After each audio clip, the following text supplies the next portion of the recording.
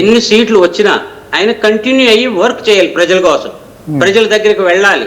ఇంతకుముందు ఏంటంటే అప్పుడు ప్రజారాజ్యం వచ్చినప్పుడు, చిరంజీవి గారు వచ్చినప్పుడు చాలా లక్షల మంది వచ్చారు. నేను అనుకున్నాను అప్పుడు 100% ఈయన వచ్చేస్తారు అనుకున్నాం. కానీ ప్రజలకు ఏం కావాలి?